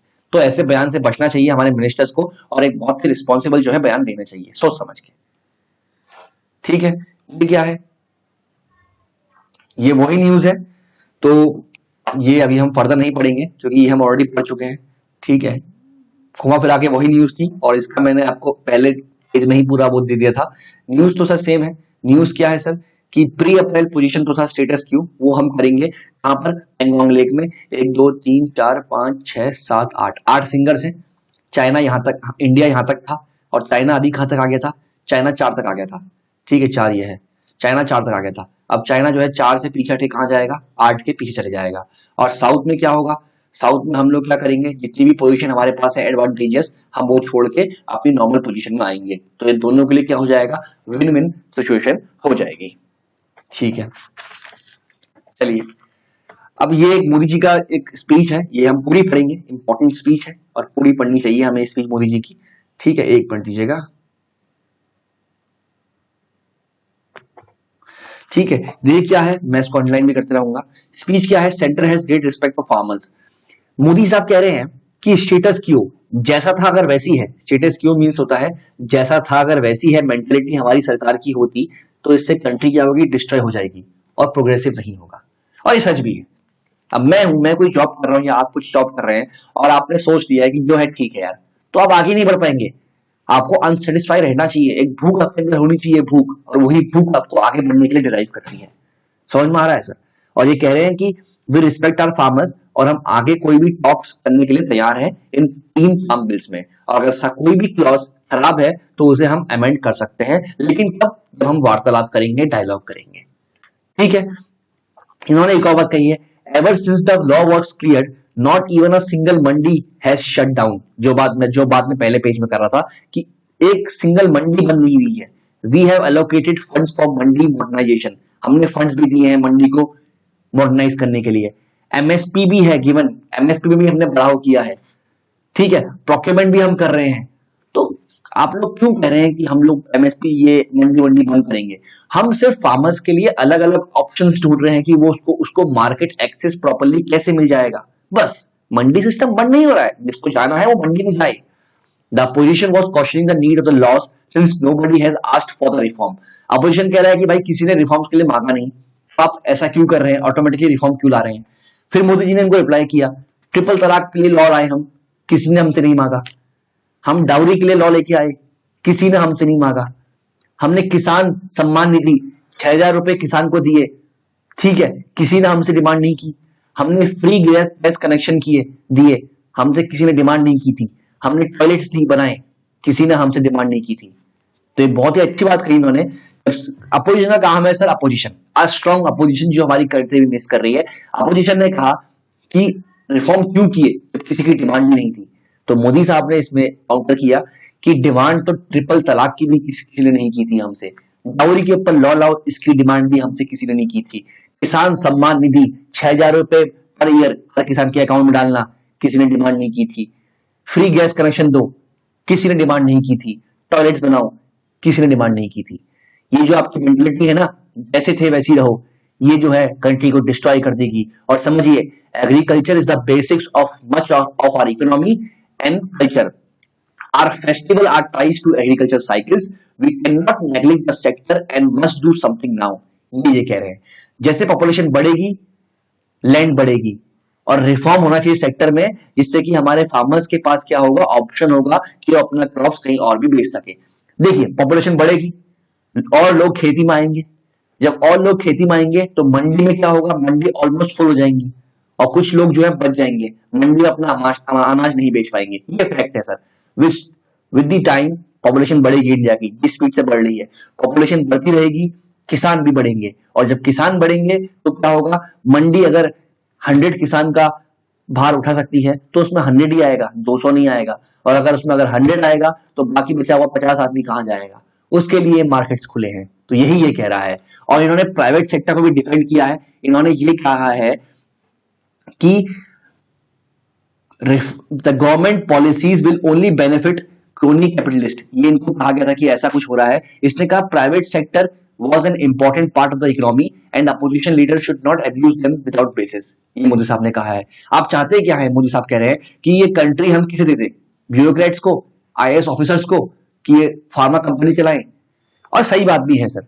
आप खुद देखिए प्राइवेटाइजेशन में और जो आपकी गवर्नमेंट पीएसयूज है कितना अंतर है अपने आप में सर। आप वर्किंग देखिए, हैरेसमेंट कहीं ना कहीं आप कहते हैं कि प्राइवेट में होता है, वो आपको से पूरा काम निकलवाते हैं, लेकिन कहीं ना कहीं इससे हमारी इमेज सुधरती है, बंदा जो है अपना फुल जो है उसका खुद फुल जो है कैपेसिटी से काम करता है। ये भी इंपॉर्टेंट है। और हम लोग अगर आप हमारे देश के ब्यूरोक्रेट्स को दे दे कंट्री चलाने को, या हम आईएएस ऑफिसर से कहें कि आप एक फार्मा कंपनी चलाओ, तो वो काम नहीं बन पाएगा सर। देन बाबू कल्चर आ जाएगा, जो हमारे देश में पहले था, बाबू कल्चर, लाइसेंस राज। ठीक है। और अब देखिए प्राइवेट सेक्टर को जैसे हम लेके आए थे, हम फार्मा इंडस्ट्री हमारी कैसे मतलब बूम आ रही है, और अभी क्या कर रहे हैं देखिए, हम लोग पूरे वर्ल्ड को मेडिसिन सप्लाई कर रहे हैं। तो कहीं ना कहीं प्राइवेट भी बहुत इंपॉर्टेंट है सर। एक कंट्री में प्राइवेटाइजेशन बहुत इंपॉर्टेंट है और इस बात का मैं पूरा समर्थन भी करता हूं। ठीक है, चलिए हम आगे आते हैं। एक ये है आपका, इसके बारे में मैं थोड़ा सा पूरा बताना चाहूंगा आपको। शायद बहुत लोगों को इसके बारे में पता नहीं होगा, तो मैं चाहता हूं कि आपको पता रहे। ठीक है, ये एक पोर्ट बिल आया है। ठीक है, इसके बारे में बहुत लोगों को नहीं पता होगा, मैं फिर कह रहा हूं, ध्यान से सुनिएगा। इसके बारे में बहुत लोगों को नहीं पता होगा, तो मैं इसको यहां समझाने वाला हूं। ठीक है, क्या हुआ है सर, टाइम कितना हो गया, पहले टाइम भी देख लेते हैं, क्लास ज्यादा लंबी हो जाती है हमारी। बताइए, 1 घंटा तो यही हो गया है, अभी आधी न्यूज कवर की है हमने। चलिए कोई बात नहीं। तो क्या है, अब हम बात कर रहे हैं यहां पर आपका मेजर पोर्ट एक्ट। ठीक है, अब क्या हुआ है सर, एक आपका लॉ आया है जिसका नाम है मेजर पोर्ट्स अथॉरिटी बिल 2020। इस बिल में क्या कहा गया है, पहले तो इसने किसे रिप्लेस किया है, इसने रिप्लेस किया है जो आउटगोइंग बिल है आपका, वो कौन सा है, मेजर पोर्ट एक्ट 1963, इसने इसको रिप्लेस किया है। अब इस बिल में सर कहा क्या गया है, ये भी देख लेते हैं। इसमें कहा गया है ना, हम 12 मेजर जो पोर्ट्स हैं, जो 12 मेजर पोर्ट्स हैं, उनको हम क्या देंगे, ऑटोनॉमी देंगे। उनको हम क्या देंगे, ऑटोनॉमी देंगे, जिससे क्या हो, वो उनकी एफिशिएंसी बढ़ जाए। ठीक है, ये बिल कुछ नहीं है, ये बिल ये कह रहा है कि हम 12 मेजर पोर्ट्स को जो है ऑटोनॉमी देंगे, जिससे कि उनकी एफिशिएंसी जो है बढ़ जाए और उन पर कोई सरकार का दबाव ना रहे। पहली चीज, 2 पोर्ट होते हैं, एक होता है मेजर, एक होता है माइनर। ठीक है, जो मेजर पोर्ट होते हैं वो कौन सी लिस्ट में आते हैं, वो सेंट्रल लिस्ट में आते हैं। जो माइनर पोस्ट होते हैं वो आते हैं कंकरेंट लिस्ट में। ठीक है, तो मेजर पोर्ट्स के लिए कौन बना सकता है पॉलिसीज, गवर्नमेंट, और पार्लियामेंट ने ही उसे पास किया है। पहली चीज तो यह है, संवैधानिक तौर पे ये सही है। ठीक है, दूसरा चीज क्या है सर, इन्होंने क्या किया है, तो मेजर पोर्ट्स अथॉरिटी बिल है, इनको क्या है, ये इनको बहुत सारे दे दिए हैं क्या, ऑटोनॉमी। मतलब ये चाहे तो पीपीपी, पब्लिक प्राइवेट पार्टनरशिप कर सकते हैं किसके साथ में। ठीक है, ये चाहे तो अपने एसेट्स प्रॉपर्टी को मैनेज कर सकते हैं। ठीक है, ये क्या कर सकते हैं, ये टैरिफ डिसाइड करेंगे। समझ रहे, मतलब इन शॉर्ट जो ये आपका बिल आया है, इसने जो है देश के 12 मेजर पोर्ट्स को ये कहा गया है कि आप जो है अपने आप को रेगुलेट करो, पहले क्या था, मेजर पोर्ट एक्ट था 1963, इसमें क्या था, इसको गवर्न करता था कौन, पोर्ट ट्रस्ट। ठीक है, राइटिंग में चाहिए, मैं बोल रहा हूं, ये लिखा है पोर्ट ट्रस्ट। लेकिन अभी क्या इसको कौन गवर्न करेगा, अभी इसको गवर्न कर रहा है मेजॉरिटी पोर्ट अथॉरिटी बिल 2020। जैसे हम कह सकते हैं इसको, हम इससे हमने क्या बनाया है, इससे हमने बनाया है बोर्ड, इसको कौन गवर्न करेगा, board of major port authority.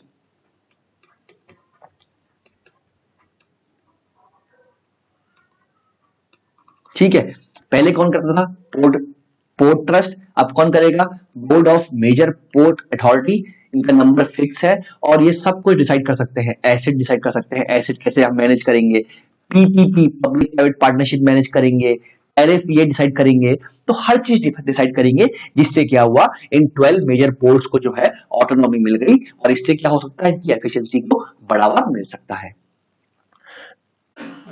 ठीक है, जो मेजर पोर्ट्स होते हैं वो सेंटर लिस्ट में आते हैं, वेरे जो माइनर पोर्ट्स होते हैं वो कंकरेंट लिस्ट में आते हैं। चलिए, ये भी ठीक हो गया सर। ठीक है, ये आपका ठीक हो गया। ठीक है, अभी इसका जो है विवाद ये है, जो अपोजिशन है वो इसको इसलिए अपोज कर रही है क्योंकि वो कह रही है कि ये एक स्टेप है टुवर्ड्स प्राइवेटाइजेशन।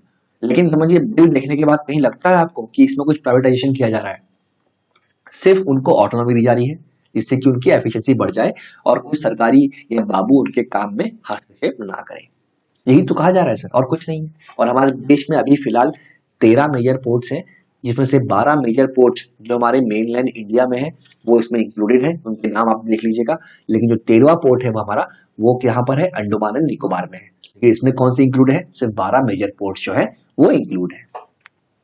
ठीक है, तो अभी ये लोकसभा में ऑलरेडी पास हो गया था और राज्यसभा में डिस्पाइट अपोजिशन जो है ये पास हो गया। कैसे, 84 वोट्स से पास हुआ है, 84 वोट्स के फेवर में आए हैं, 44 अगेंस्ट में आए हैं। और डिमांड सिर्फ ये थी कि इससे क्या हो जाएगा, प्राइवेटाइजेशन हो जाएगा। तो पता होना चाहिए आपको sir, major port authority bill 2020 आया है, इसने किसे रिप्लेस किया है, इसने रिप्लेस किया है मेजर पोर्ट एक्ट 1963। ठीक है, आई गेस समझ में आ गया होगा। ठीक है सर, अब हम आगे बढ़ते हैं। बस 2-3 न्यूज बची है हमारे पास, थोड़ा बियर कीजिएगा, क्लास थोड़ी लंबी हो जाएगी, लेकिन कोई बात नहीं, हम आगे बढ़ते हैं। कि तपोवन और उत्तराखंड की बात हम ऑलरेडी बहुत कर चुके हैं अपनी 2-3 क्लास में, तो इसके बारे में अभी हम कुछ डिस्कस नहीं करने वाले हैं। ठीक है, ये हमारा बयान आया है, धर्मेंद्र प्रधान साहब है जो हमारे पेट्रोलियम मिनिस्टर हैं, इनका बयान है। इन्होंने जो है काउंटर किया है। ठीक है, इनसे वेणुगोपाल साहब ने कहा गया था कि यार पेट्रोल के प्राइस तो बाहर से बहुत सस्ते हैं और अभी हमारा जो प्राइस है वो अप्रोक्सीमेटली 100 रुपए पर लीटर होने वाला है या कुछ विलेजेस में हो गया है। तो कहीं ना कहीं देखिए सर, प्रधान साहब का ये कहना है और इस बात से मैं एग्री भी करता हूं, ठीक है, फिलहाल के लिए, कि रेवेन्यू नहीं है, सरकार पे पैसा नहीं है। सरकार ने कोविड पे खूब पैसा उड़ाया और आप खुद सोचिए हमारा डेफिसिट कितना हो गया है, 122% जीडीपी का। ठीक है, अब सरकार को भी तो कहीं ना कहीं से रेवेन्यू जनरेट करना है ना सर। अब समझिए, ये खुद ही कह रहे हैं कि जब शुरू में हमारी सरकार आई थी, तो हमने क्या किया, हमने जो है प्राइस कम किए। ये यहाँ पर इन्होंने कहा गया, दिखाते हैं आपको, लिखा हुआ है। ठीक है, कहीं लिखा हुआ था, एक मिनट दीजिएगा, मैं अगर मिस हो रहा हूं, देखिए इन्होंने क्या कहा है, इन्होंने कहा है the centre reduce the excise duty on both petrol and diesel by 2 rupees a litre. कब से, 2017 में। It reduce the excise duty on both by 1.5 a litre with effect from October 18। ठीक है, तो ये खुद ही कह रहे हैं कि जब भी जरूरत पड़ी है हमने ड्यूटीज कम की है, लेकिन अभी जो है लास्ट 300 दिन में हमने प्राइस बढ़े हैं। और इसका सर देखिए मेन कारण है, चाहे खुल के बोले चाहे खुल के ना बोले, सरकार को अपना रेवेन्यू भी जनरेट करना है। अगर बात है घाटे की तो कीजिए, इसके प्राइस कम कीजिए और घाटा झेलिए। ये सरकार कम से कम जो है चिंतित है कहीं ना कहीं। हाँ, कह सकते हैं कि आम आदमी को इससे नुकसान होना है, ऑब्वियस सी बात है, होना है, कहीं ना कहीं उसको लॉस भी होगा और उसके खिलाफ खड़ा भी होगा। लेकिन समझिए सर, सरकार को इस साल बहुत ही रेवेन्यू डेफिसिट हो चुका है और अगर 1-2 रुपए बढ़ा दें किसी चीज में, ठीक है, इतना प्राइस तो नहीं हाइक होना चाहिए, इस बात से मैं एग्री करता हूं। अगर 1-2 रुपए बढ़ाएं तो उससे जो है हमारा जो है कुछ ना कुछ डेफिसिट जो है वो कवर हो सकता है। ठीक है, और मानिए पेट्रोल और डीजल में जीएसटी नहीं लगता, इसमें लगती है एक्साइज ड्यूटी, उत्पाद शुल्क। ठीक है, चलिए अब हम आगे बढ़ते हैं, ऐसा कुछ इसमें था नहीं वैसे। एक ये यहाँ मोदी साहब ने एक स्पीच दी थी, India to better is disaster management. Modi साहब ने ये इनॉग्रेट किया है वर्ल्ड सस्टेनेबल डेवलपमेंट समिट। ये कहाँ किया है इन्होंने? इन्होंने इनॉग्रेट किया है वर्ल्ड सस्टेनेबल डेवलपमेंट समिट। कहां पर? 2021, organised by energy resource institute in Delhi on Wednesday. इन्होंने कुछ नहीं कहा है, मोदी साहब ने यहाँ पर ये कहा है कि हमें जो है डिजास्टर्स से लड़ने के लिए हमारे ह्यूमन रिसोर्स को एज वेल एज टेक्नोलॉजी का अच्छा इस्तेमाल करना है, जिससे हम आपदाओं से अच्छी तरह लड़ सकें। और अभी ये रिसेंटली जो है देखिए, आप भी जानते हैं कि अभी उत्तराखंड में एक डिजास्टर आया है, एवलांच आया है, जिससे क्या हुआ है, फ्लड्स आए हैं कहां पर? चमोली में, जिससे 30 लोग मरे हैं और 2 हाइड्रो पावर प्लांट्स जो है हमारे डैमेज हो चुके हैं, और लोगों की प्रॉपर्टी और लाइफ स्टॉक में भी चेंज आया है, ये डैमेज हुआ है। और इंडिया किसका पार्ट है? Coalition for disaster resilient infrastructure. India इसका पार्ट है, coalition for disaster resilient infrastructure. ये है क्या? पहले ये देख लेते हैं आपके लिए। ये coalition for disaster resilient infrastructure क्या है? ये लॉन्च हुआ था कब? यूएन क्लाइमेट एक्शन समिट में, न्यूयॉर्क में, यूएसए, ऑन 23 सितंबर 19 में। इसका रोल क्या है कि हम लोग डिफरेंट एस्पेक्ट में एक दूसरे से हम to serve as a platform where knowledge is generated, हम नॉलेज जनरेट करें और एक दूसरे से शेयर करें। ठीक है, ये एक मैकेनिज्म क्रिएट करेगा कंट्री को असिस्ट करने के लिए कि उसकी कैपेबिलिटीज और प्रैक्टिसेस कैसी हैं। मान लीजिए जो इसका मेंबर्स हैं सीडीआरआई के, जो उसके मेंबर्स हैं, वो एक दूसरे की मदद करेंगे, बोलेंगे कि यार आपकी प्रैक्टिस तो बहुत पीछे है, हम आगे बढ़ गए हैं, आप हमसे टेक्नोलॉजी ले लीजिए, और ऐसे करते हैं। तो कहीं ना कहीं हम लोग आपस में मिलकर डिजास्टर से और बेहतर लड़ने की कोशिश कर सकते हैं, और ऐसे आपसी संबंध से, आपसी नॉलेज ट्रांसफर करके और आपसी डायलॉग से। अगर मान लीजिए एक कंट्री है जो इसमें बहुत आगे है, एक कंट्री है जो बहुत पीछे है, तो ये इसकी हेल्प करेगी। तो वही एक प्लेटफॉर्म बनाया हुआ है, coalition for disasters resistance infrastructure. ठीक है, coalition for disaster resilient infrastructure. ठीक है, इंडिया इसका एक मेंबर है। इससे क्या होगा? एक फोर्स मल्टीप्लायर होगा इंडिया की डिजास्टर अप्रोच में। ठीक है, हम आगे बढ़ते हैं। ठीक है, अब एक आखिरी पेज हमारे पास रह रहा है, एक जल्दी से देख लेते हैं।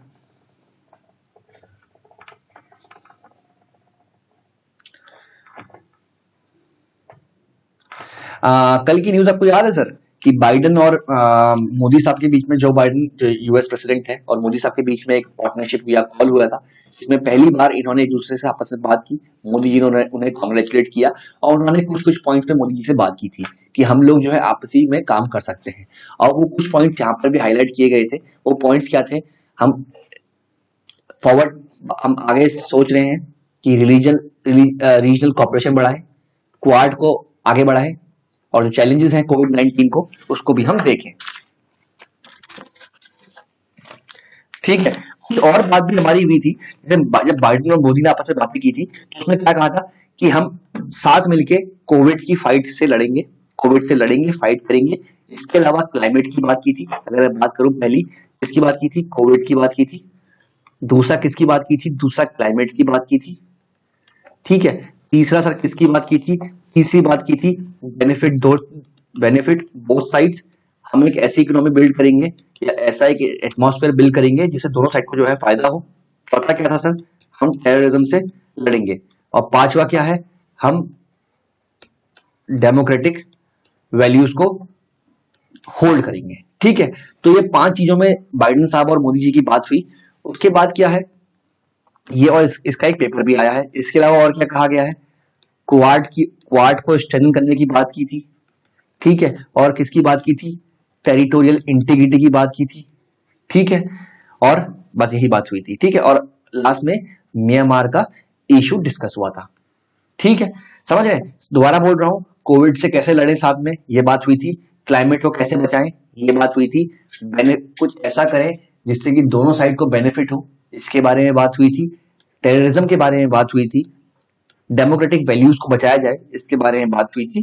क्वाड की एफिशिएंसी को या क्वाड को स्ट्रेंथन करना है, इसके बारे में बात हुई। टेरिटोरियल इंटीग्रिटी की बात हुई, मतलब हर कंट्री की टेरिटोरियल उसको सम्मान देना चाहिए एक दूसरी कंट्री को, इसका डायरेक्ट मतलब था चाइना से। और 8वीं म्यांमार के बारे में बात हुई। ठीक है, ये था हमारा बाइडेन और मोदी जी के बीच में बात। और अभी क्या है, ये यूएस की तरफ से एक स्टेटमेंट आया है कि that India is a important partner in Indo Pacific region और we welcome its emergence as a leading global power. तो इंडिया को आगे बढ़ के देख कर यूएसए को खुशी हो रही है और वो वेलकम कर रहा है इंडिया का, और वो चाहता है कि इंडिया एक नेट सिक्योरिटी प्रोवाइडर बने यहाँ पर इंडो पैसिफिक रीजन में। ठीक है, और ये बात किसके बीच में हुई? ये बात हुई जयशंकर साहब में और हम और वहां के सेक्रेटरी ऑफ स्टेट ब्लिंकन साहब के बीच में। ठीक है, और वही नॉर्मल बातें हुई सर, कोविड को लेकर बात हुई, क्लाइमेट चेंज को लेकर बात हुई, वही बातें हुई जो ऑलरेडी हो चुकी है, बातों में कोई इंपॉर्टेंट बात नहीं हुई। बाकी ये कहा गया है we continue to engage at the highest level of our government to deepen cooperation on many fronts and we are confident that the strong and upward tragedy of our partnership grows. मतलब partnership जो है हमारी ऐसे ही बननी चाहिए।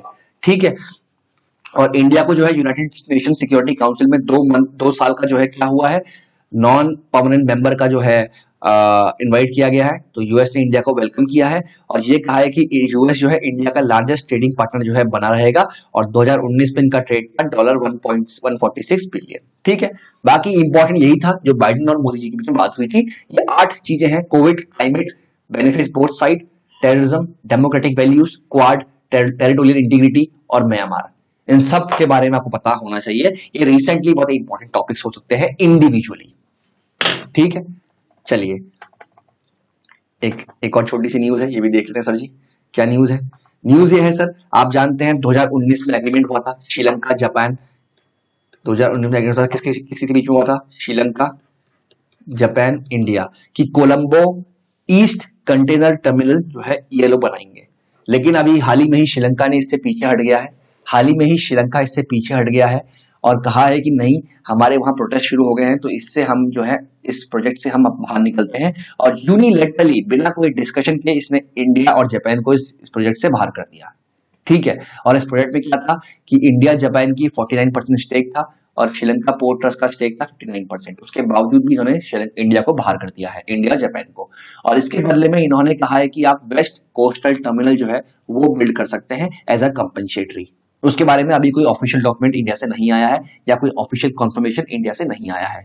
लेकिन फिलहाल क्या आरोप लग रहे हैं कि कोलंबो जो है बीजिंग के प्रेशर में आके तो नहीं कर रहा है, लेकिन क्या है, कोलंबो ने साफ साफ कहा है ये कोई चाइना की तरफ से प्रेशर नहीं है, हमारे वहीं जो हमारी यूनियंस थी वो इसके खिलाफ थी और ये इन्होंने जस्टिफाई किया है। ठीक है, तो एक बार ये आर्टिकल आप पढ़ लीजिएगा, थोड़ा सा इंपॉर्टेंट है, इंपॉर्टेंट कह सकते हैं, कुछ ऐसे टर्म्स है जो आपके काम आ सकते हैं। जैसे फॉर एग्जाम्पल देखिए, जो ईस्ट कोस्टल टर्मिनल है उसके एडजॉइनिंग में एक टर्मिनल है जिसमें चाइना क्या है, चाइना का 85% स्टेक है, किसमें? Colombo international container terminal which is under 35 year build operate transfer agreement. Build करेंगे चाइना, ऑपरेट करेगी उसे और फिर ट्रांसफर कर देगी किसे? श्रीलंका को। ये कौन सा मॉडल है? BOT model. ठीक है, ये एक पीपीपी मॉडल है। बीओटी बिल्ड करेगी प्राइवेट कंपनी, ऑपरेट करेगी उसे प्राइवेट कंपनी, जब 35 साल तक अपना खर्चा निकालेगी और फिर ट्रांसफर कर देगी किसे? श्रीलंका को। तो बीओटी मॉडल के अंदर चाइना के पास कौन सा है? कोलंबो इंटरनेशनल कंटेनर टर्मिनल, जिसमें चाइना का स्टेक कितना है? 85। और इंडिया जापान का स्टेक जो है ईस्ट कोस्टल टर्मिनल में 49% था, जो कि चाइना से कम है, फिर भी उन्हें जो है यूनिलैटरली श्रीलंका ने बाहर कर दिया है। ठीक है, चलिए अभी ये डेवलपमेंट होता है, क्या इसमें होगा वो देखा जाएगा आगे कि कैसे कैसे काम चलेगा। ठीक है, चलिए और कोई न्यूज है हमारे पास? ये एक न्यूज है, ये एक न्यूज अच्छी है। ये बहुत साइड में न्यूज थी तो मैंने कवर की है। खबर क्या की है, आपको एक दिन याद होगा, ऐतिहासिक दिन जब ये पहली गल्फ कंट्री जो है मार्स में पहुंचने को तैयार थी। पहली गल्फ कंट्री कौन सी थी? यूएई। ठीक है, जो गल्फ कंट्री जो गल्फ को लीड कर रही थी यहाँ पर मार्स मिशन में, 20 जुलाई 2020 को ये लॉन्च हुआ और इस टाइम ये लॉन्च हुआ। और ये किसने लॉन्च किया? यूएई ने।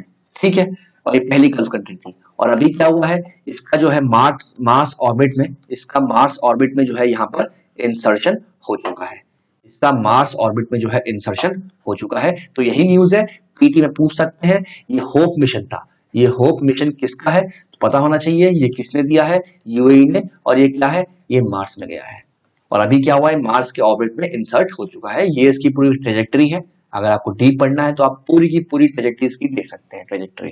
ठीक है, चलिए और मैं आपको सजेस्ट करूंगा कि एक मूवी है चंद्रयान या मंगलयान, अक्षय कुमार साहब की, तो वो आप देखिए, बहुत मोटिवेशन मिलता है। ठीक है, ये हो गया है। और कोई न्यूज है इसमें सर? ये और कोई खास न्यूज नहीं दिखी मुझे इसमें। ठीक है, ये है, ये एक बार आप खुद भी देखिएगा और मैं हल्का सा आपको आइडिया देता हूँ। हुआ क्या है ना सर कि इंडिया ने क्या किया है, एक्सपोर्टर्स ने क्या किया है, अब बेसिकली क्या है, इंडिया ने क्या, गवर्नमेंट ने क्या किया, गवर्नमेंट का जो मूव है to disallow IGST funds, allow confiscation of goods will hurt India as suppliers. ठीक है, Indian exports have flagged proposal in the budget that aim to disallow IGST refund or reports and empower custom officials to confiscate goods for making a wrongful claim. अगर कोई wrongful claim करता है तो उसके goods को जब्त कर सकते हैं कौन, कस्टम ऑफिशियल्स, और आईजीएसटी जो है रिफंड उसको डिसअलाउ कर दिया है। आईजीएसटी रिफंड हम करते हैं, आईजीएसटी होता क्या है, ठीक है, अगर मेरे पास लिखा होगा बताता हूं मैं। आईजीएसटी क्या होता है, integrated goods and service tax. ये क्या होता है, would mean the tax levied under IGST act on the supply of any goods और services in the course of interstate trade of commerce. Interstate कर रहे हैं, integrated GST shall not apply to import of goods and services into India. ठीक है, चलिए ये आपका है, तो इस आर्टिकल को एक बार पढ़िएगा आप, इंपॉर्टेंट आर्टिकल है। अभी थोड़ा समय नहीं है हमारे पास तो इसलिए मैं थोड़ा सा स्किप कर रहा हूँ, स्किप तो नहीं कर रहा हूँ, बाकी हल्का मैंने इसके बारे में आपको आइडिया दे दिया है, एक बार आप सही से पढ़ लीजिएगा। ठीक है, ये एक वन लाइन न्यूज है, इंपॉर्टेंट नहीं है। गवर्नमेंट ऑफ इंडिया को जो एयर इंडिया है उसको इस बार जो है फिस्कल 20 में लॉस कितना हुआ है, फिस्कल 20 में उसे लॉस कितना हुआ है, उसे लॉस हुआ है 7,982 करोड़। और ये लॉस कहां से आएगा, गवर्नमेंट इसको देगी सर। तो इसलिए मैं कहता हूं प्राइवेटाइजेशन जो है होना चाहिए कुछ कैरियर्स का, क्योंकि ये लॉस अल्टीमेटली कहां से आया, इसे देगी पीएसयू। कौन देगी इसे, ये पीएसयू है, इसका लॉस पूरा कौन करेगा, गवर्नमेंट करेगी। और गवर्नमेंट इसका लॉस कहां से पूरा करेगी, गवर्नमेंट इसका लॉस पूरा करेगी हम जैसे लोगों के टैक्स से। ठीक है, अगर आप ये बात समझ पा रहे हैं तो आई गेस आप आगे बढ़ेंगे। और कोई न्यूज है इसमें सर, ये हमारे जो स्टॉक मार्केट्स जो लगे हैं, मैं कोई प्रमोट नहीं कर रहा हूँ, जो करते हैं उनके लिए इंपॉर्टेंट न्यूज होती है कि स्पाइसजेट का जो है इस बार लॉस हुआ है तो कहीं ना कहीं उसका शेयर नीचे ही जाएगा थोड़ा सा। ठीक है, हिंदाल्को को जो है प्रॉफिट हुआ है तो देखेंगे शेयर में उछाल आती है, तो इसके लिए आपको तो एकदम करंट न्यूज आनी चाहिए और ये न्यूज सबसे पहले आपके पास आनी चाहिए। ठीक है, ठीक है, ये पेज इंडस्ट्रीज है आपकी, जो ये आपकी पेज इंडस्ट्री है, इसको भी जो है प्रॉफिट हुआ है कितना, 154 करोड़ का। ठीक है, पेज इंडस्ट्री का शेयर ही अपने आप में बहुत महंगा है, अराउंड 19,000 का। मैं प्रमोट नहीं कर रहा हूँ, सिर्फ बता रहा हूँ। ठीक है, चलिए तो ठीक है sir, this is all for today. हमारी न्यूज ऑलमोस्ट खत्म हो गई है, एक न्यूज बची है आपकी एक्सपोर्ट वालों को लेकर। ठीक है, ये हम अगले दिन कवर कर लेंगे, कल के दिन में। फिलहाल के लिए क्लास लंबी हो गई है सर, तो मुझे क्लास को रोकना पड़ेगा। बाकी आप अपना ख्याल रखिए, पढ़ते रहिए सर, क्योंकि पेशेंस अगर है तो पेशेंस ही अल्टीमेटली आपको आपके पाथ तक ले जाएगा। ठीक है, फेलियर की भी एक लिमिट होती है, फेलियर भी थक जाता है सर, और कहीं ना कहीं सक्सेस आपको चेज करते आएगी। बस फर्क यह है कि आप सिर्फ राइट डायरेक्शन में मेहनत करते रहिए। ठीक है, चलिए that's it for today sir, take care, good night.